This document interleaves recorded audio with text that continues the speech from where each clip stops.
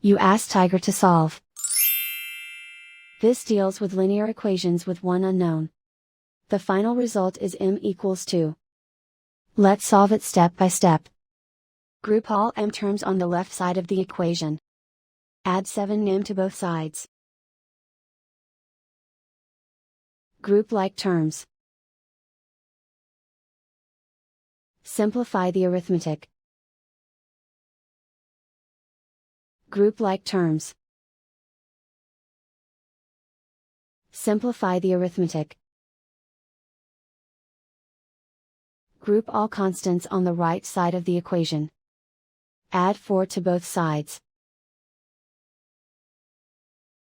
Simplify the arithmetic.